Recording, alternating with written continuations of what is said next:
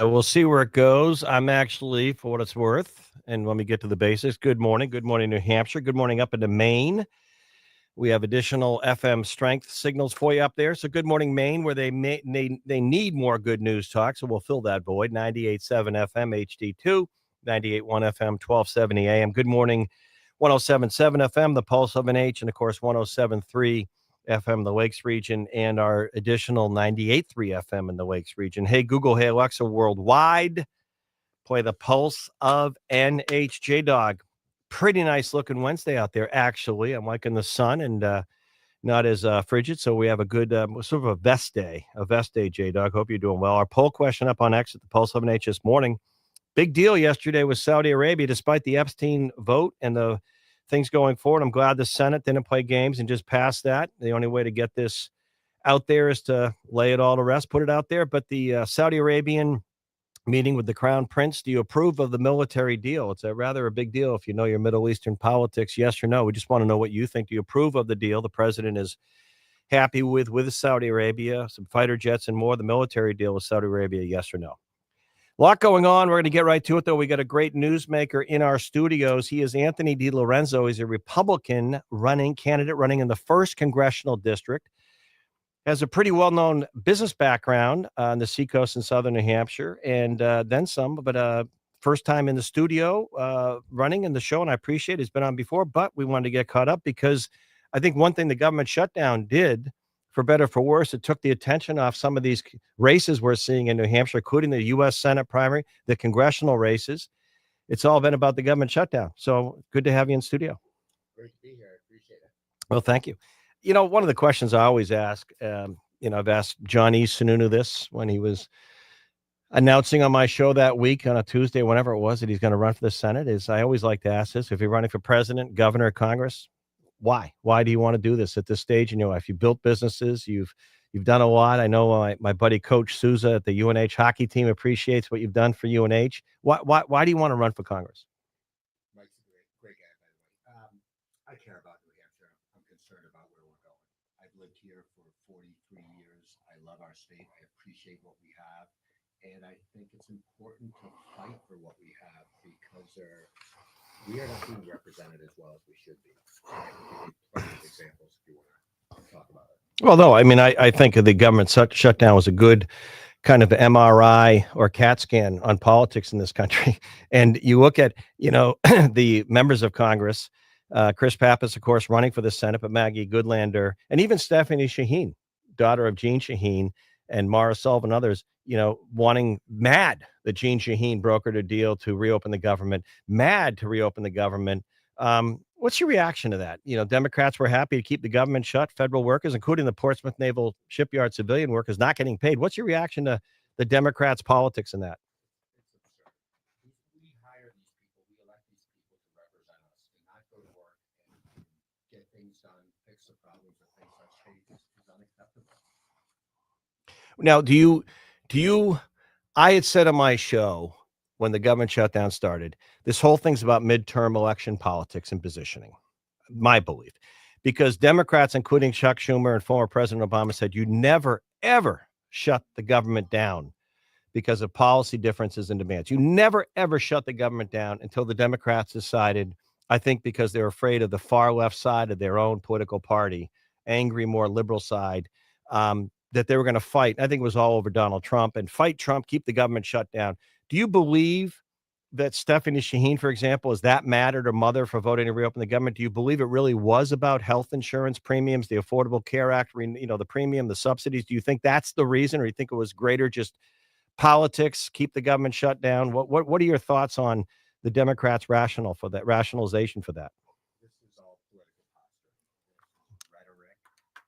Our healthcare system is broken. The Democrats' solution to it is to throw more money at it. If you research the subject, our country spends more money on healthcare than any other country, and our health is subpar. We are spending too much money and not getting correct results. Now, you're running in the 1st Congressional District. There's a crowded, Holly Novoletsky, Novel Ironworks has been on the show. There's other candidates. And the Democrats have a very crowded field in their own primary. Right now, you're focused on the primary that you're involved in. What do you think when you go to events? What are people coming up to you saying, "Hey, Anthony DiLorenzo, you're running for Congress. This is what matters to me. Give me the top two." Do you think it is health insurance costs? What are people out there when you talk? What do they want? What are they upset about? Costs in general, prices are too high. People are giving the subject lip service. Okay, they talk about affordability. They're not digging into it. You've got housing prices that have outpaced wages almost 3 to 1 in this state. People talk about it. Nobody's really doing anything about it. Let me ask you this. If you win the primary, if hypothetical, okay? What's that? I'm going to win the primary. But if you do, and I'm just going to throw this out there, if with the name or not, Stephanie Shaheen is your challenger in the 1st Congressional District of Portsmouth, and she says at an event or says publicly, Anthony DiLorenzo wants to take away your health insurance, how do you respond to that? What's your response? Because they're going to say that. They're going to say that. I'll tell you what. I've got almost 1,000 people that I pay for their part of their health insurance for. Okay. How many does she have? How many jobs has she created? Okay. Don't tell me about health insurance. I live and breathe it every day. Well, you know, they've made it all about the subsidies to continue post-COVID for the Affordable or Not Affordable Care Act on health insurance. Continue the subsidies. There are some that say the Republicans should address this because a lot of their voters are feeling the same pinch at the cost of health insurance. If you were in Congress, would you vote to continue those subsidies on Affordable Care Act or not? Only in conjunction with a solution to the problem. We cannot leave the American citizens and the Grand State citizens of New Hampshire hanging with high costs. But the solution is not throwing more money at the problem. The solution is getting more transparency in pricing, getting more competition in the insurance. I mean, I think we have 3 health care insurers in New Hampshire. If you don't have competition, you're not going to have competitive pricing. Now, President Trump recently floated the idea, pay the subsidies directly to the American people, the customers, not to the insurance companies. Is that the kind of stuff you think that? Exactly. I mean, it's absurd to be paying directly to. There's no economic incentive for these people, insurers, to deliver fair pricing. Now, tell us, you mentioned you had 1,000 employees. You pay a lot for their health insurance. Tell us a little bit about who, excuse me? Millions. Tell us a little bit about who Anthony DiLorenzo is in terms of a business background and who those 1,000. I know you've been in the automobile business, but tell us a little bit about yourself. You went to University of New Hampshire, I believe. The great Tommy Moulton tells me this. Okay. Tell me a little bit about yourself. So I moved to New Hampshire in 1983 to attend UNH. I was there for about 3 years and decided it wasn't for me, and I ended up dropping out. I did not graduate from college. I went to work full time. I started selling automobiles, and I saved up $7,000 and opened my first used car store. It was during around 1990. Wow. I never thought I'd stay in the automobile business. Fast forward, I've got almost 1,000 employees. We have 20 new car dealerships, 11 body shops, a significant amount of real estate. What's the brand or the model? What kind of car dealerships? They're all new and all different. No, but I mean brand, different like makers. Mostly domestic. So By like Kia, Honda, Ford. so mostly domestic. Ford, GM, Cadillac, Really? Chevy. In New England? Mostly in New England. We have some in Florida. We have some in Wow. Pennsylvania and Nevada. There's an Acura store in Nevada.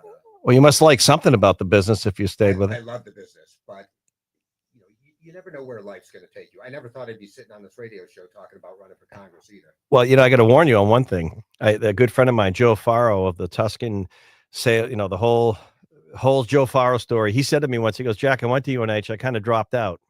You got to be careful of some of these folks that don't graduate college and go on and do really, really well and create all these jobs. But no, I think it's great. Let's come back to one thing that I want to ask you this. Anthony DiLorenzo, Good Morning New Hampshire, the pulse of an age, Republican running in the 1st Congressional District. I think a lot of politics and the hypocrisy is a lot about the messaging. And I'm going to tell you that I believe that Democrats have looked at the midterms and feel they want to make it all about health insurance, the whole thing, I believe. And they're going to say things like a couple of elections ago when it was all about abortion rights, the Republican wants to ban your right to abortion. In fact, when Chris Sununu was governor and he passed the budget, they called that New Hampshire now is a law after the Supreme Court kicked Roe v. Wade to the states, as you know. No restrictions on abortions through the first 6 months. None. Only the last trimester. They called that the Sununu abortion ban. This time around, they're going to say any Republican running for Congress wants to take away your health insurance. You've already addressed that. But one thing no one talks about down there is the debt and Social Security. And we have great sponsors on the show, Anthony, AARP of New Hampshire. 5 years from now, a lot of people listening rely on that Social Security check. But unlike other entitlements and benefits, they paid into it. As you know, they depend on that 4 or 5 grand a month or whatever it is, 3,500, 4,000. And if we don't address this now, that system might not be solvent. They might have to take a 20% haircut in 4 or 5 years. So one thing, questions I want to ask the people running for Congress, are you worried about Social Security solvency? Is it important to you? And what are some ways we can save it? Do we raise the retirement age, for example? What are your thoughts on that? I definitely am concerned about Social Security. It's a classic example of government mismanagement. Those funds should be set aside.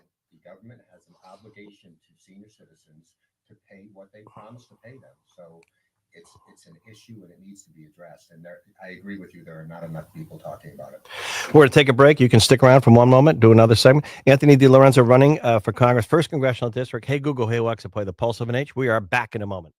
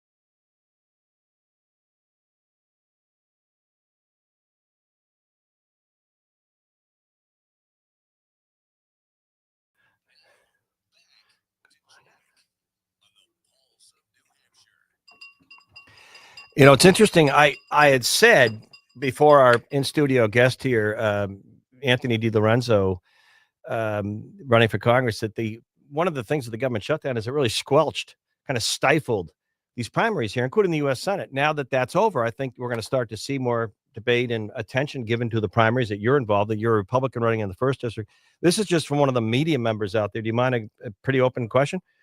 Maggie Goodlander, there's a story, and I've heard this out of Congress. Some people urging the military to consider disobeying direct orders from the president, commander in chief. So one of the folks in the media wanted to ask your take on Goodlander joins Democrats urging military.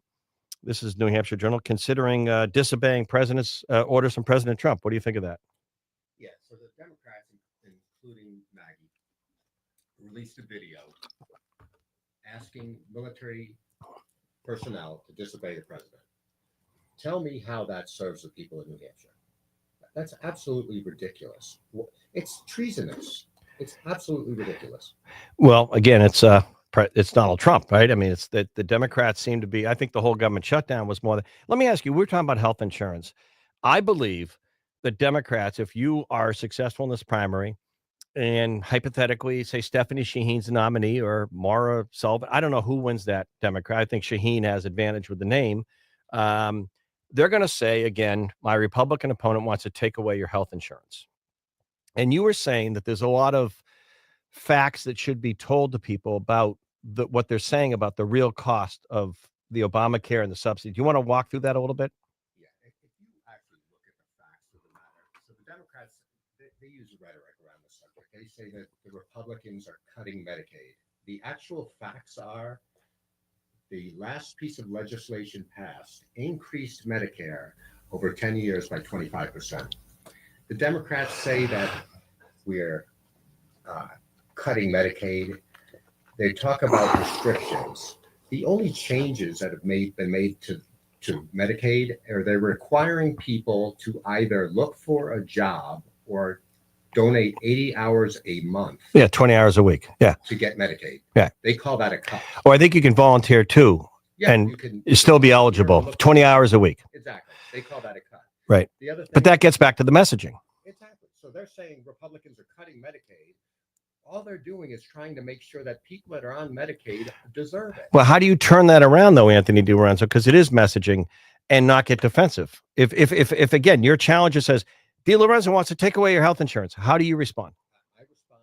This election is about, it's a choice between rhetoric or results. I bring results. You will hear the other side with rhetoric, no substance, rhetoric. Yeah. Now, what do you, when you look at, I had a guest yesterday and he had a good point.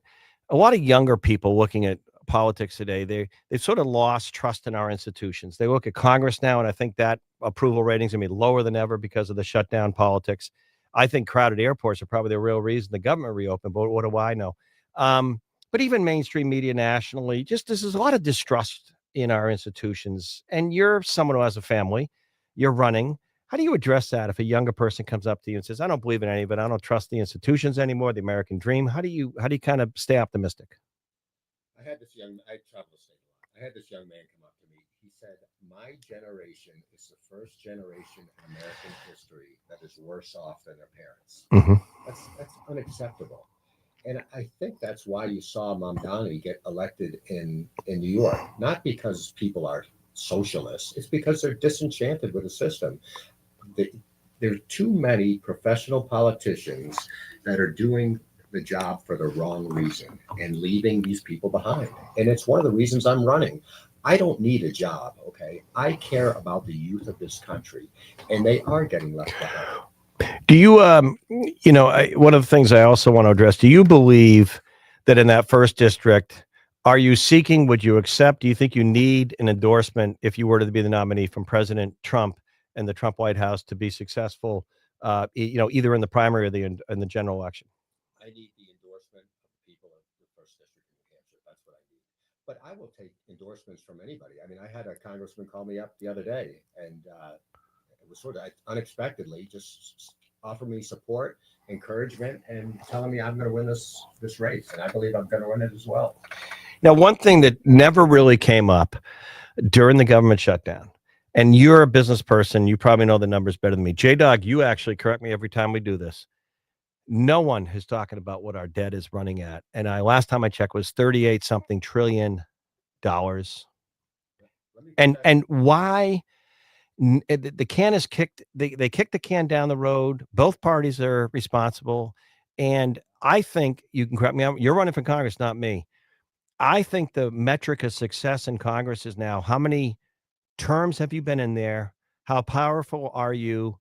And getting elected or reelected. That's the barometer of success now for Congress. Not what did you do? And okay, well, you can agree or disagree. But the debt, no one wants to talk about it. We just went through the government shutdown. They're talking about renewing, continuing subsidies for the COVID era Affordable Care Act. And yeah, it sounds good and free stuff sounds good, but no one's talking about the debt.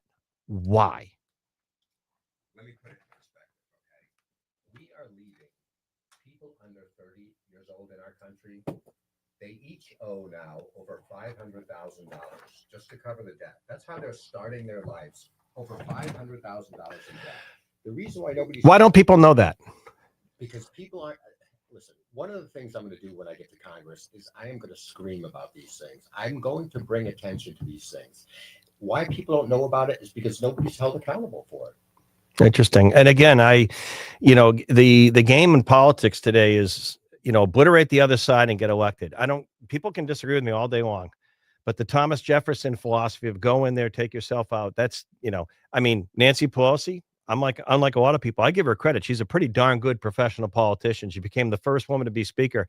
However, I may be wrong. I don't think her husband's that good of a stockbroker or realtor, leaving that office being worth about 180 million bucks. I don't know how you do that on $200,000 a year, but you look at even Mitch McConnell and these people that are down there for decades.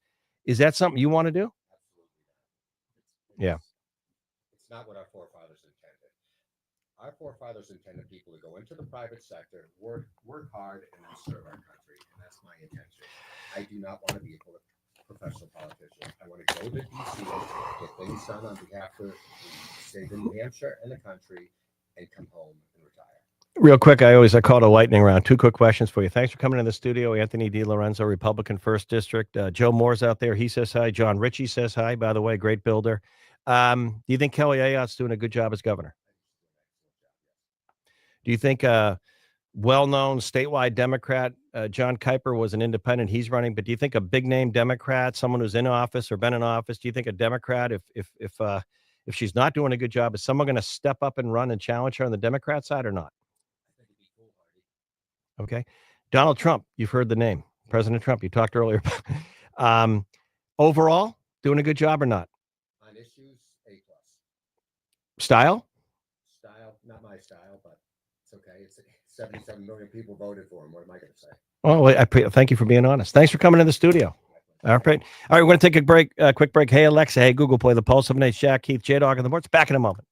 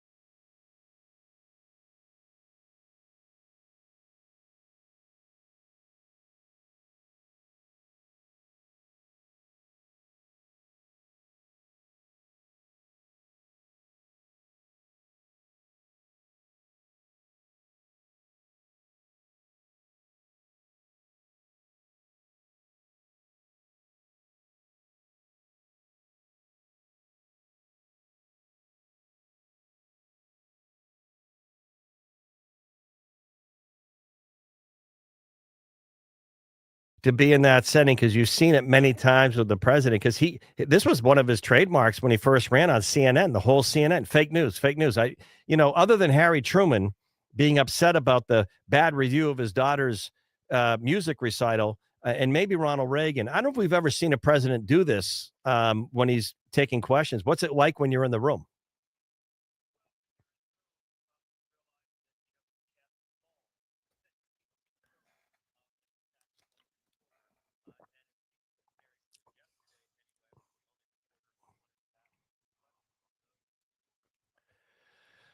Yeah.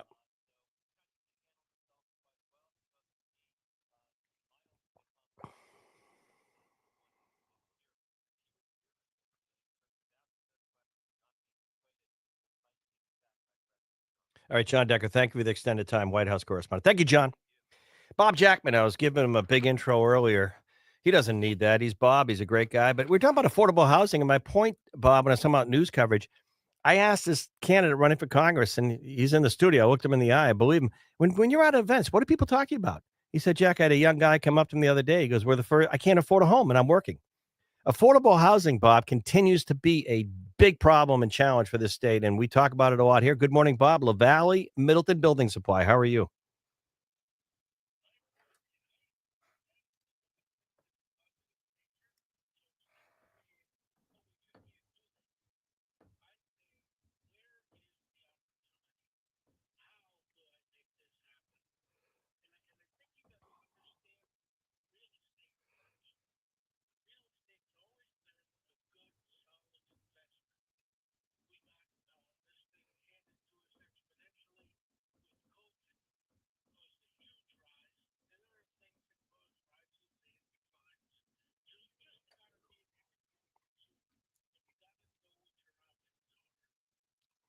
Okay, elaborate.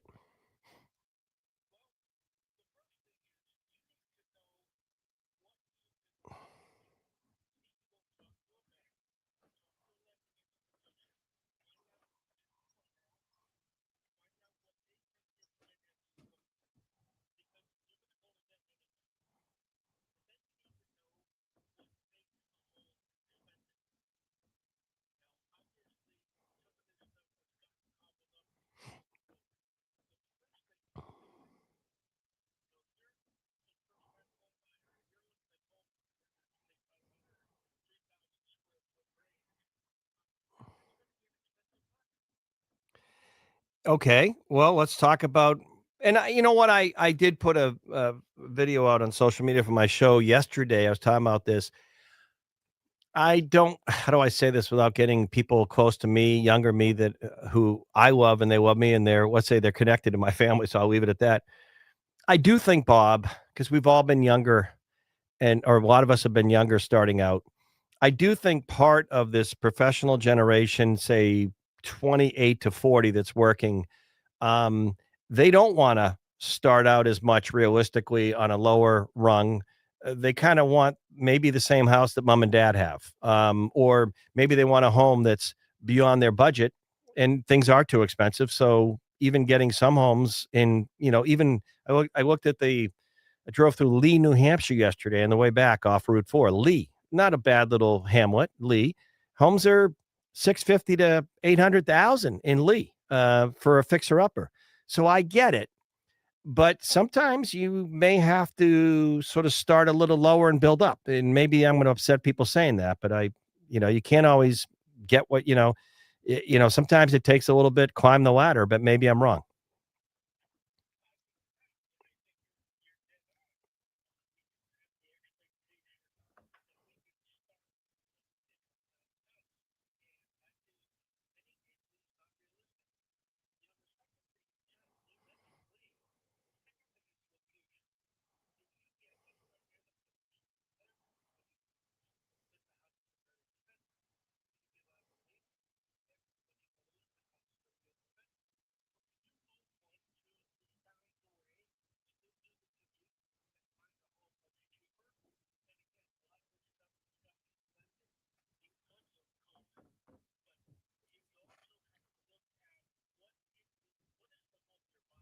Yeah.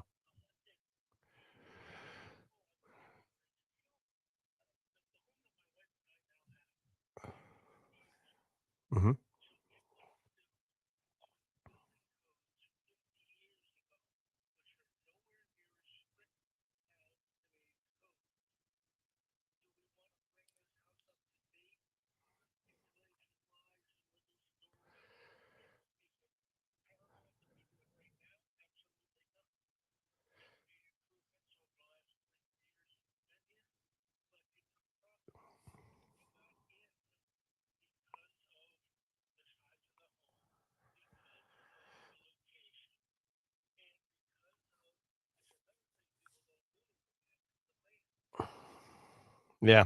Yeah. Land, locate. I have builder friends. They said sometimes couples don't think about location and resale. Bob, it's interesting. It's generational, isn't it? In other words, when you see some developments, I don't know if you know Elwyn Park in Portsmouth, New Hampshire, is a famous sort of original neighborhood area of Portsmouth decades ago when families were starting out, and the streets are after president names, and it's just I call them split level ranch type homes, small single car garage. But if you look back to maybe not even my generation, but the generation before where I grew up, homes weren't that big. A garage was a novelty, and you'd have a one-car garage, and you still see older homes, 50 years or older, that, may have a cape style home, two small bedrooms in the dormers upstairs, maybe one bedroom downstairs, bathroom and a half, not four bathrooms. And we have this day and age, and my smarter, prettier, better half was one of seven children, and we went to visit her original home where they grew up. And I remember this. She said, well, we stayed, three or four of us stayed in this room with bunk beds. Two or three were down the hall here. And it worked. It worked. Today, I'm just saying this, I'm going to get upset. I'm going to get yelled at by probably my own kids. Younger professionals today, they feel that, a couple thousand square feet isn't enough. It's getting crowded, and they want a bigger home. Now, I blame us for that, by the way. I blame us for that because they've seen but you know what I'm saying? A generation or two ago, 1,600 square feet in a single car garage was good for a 5-person family, right?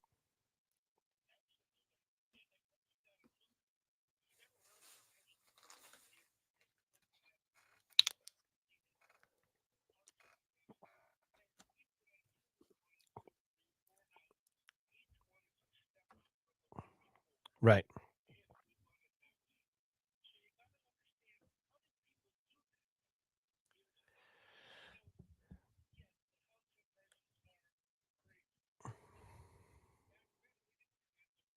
Right.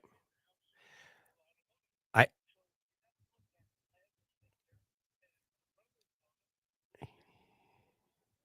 Yeah. Yep.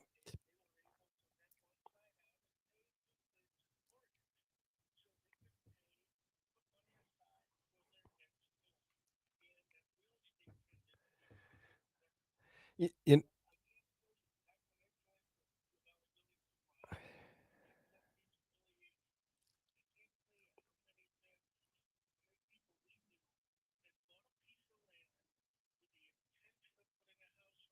Yep.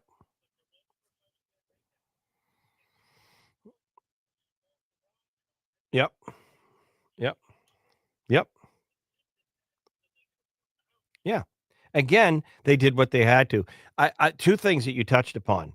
Um, and one is if you say to a younger couple today who feels that a 6% interest rate's too much, if you say in the late 80s in New Hampshire, because this was us, maybe 88, 89, 1980. I remember running to the bank in Manchester to lock in a mortgage when I was starting out with a family, and it was 13.8% fixed mortgage for 30 years because the next day the rates were going up. call it 14% interest rate. Now, you could say, hold on. You could say, well, Jack, this is what the younger people say to me. Well, Jack, the house you bought was a lot less than today. But yeah, but you got to understand back then it was a lot of money. So if you paid 150 for a house in the late 80s, 150 grand at 14%, and you weren't making as much money, it still was a stretch and hard for us. And I think people have to put that in perspective.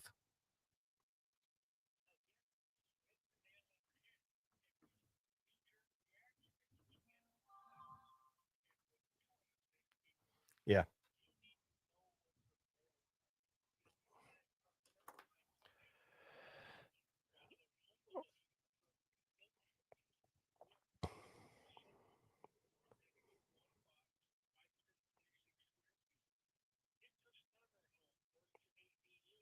Yeah. You got, yeah.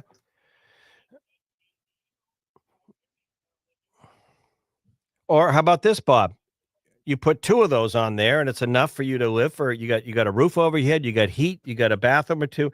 And you got a great location there. Bob Jackman, LaValle Minutton Building Supply. What's the website for your Claremont location, or what's the name again to go look at those solo homes?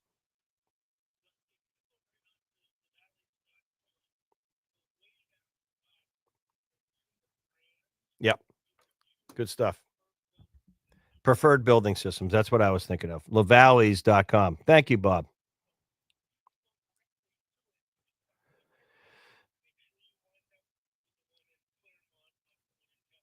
Thank you, Bob Jackman. Good stuff. All right. Good morning, New Hampshire. Every Wednesday, we present our affordable housing crisis, real solutions, real voices, sponsored in part by Ledyard Bank, trusted, local, and future focused. And smart baking starts at Ledyard. Thank you. And thank you, LaValle Middleton Building Supply. Bob Jackman and the team at LaValle. Check out their preferred builders out in Claremont, right on lavalleys.com. Back in a moment.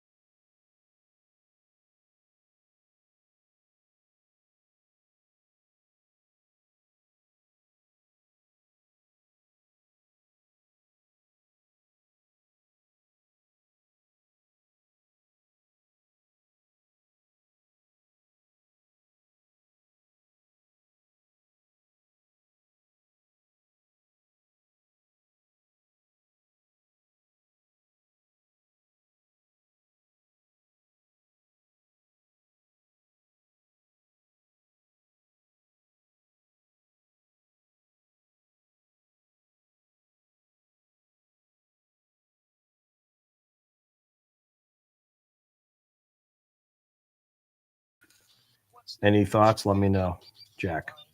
Thank you.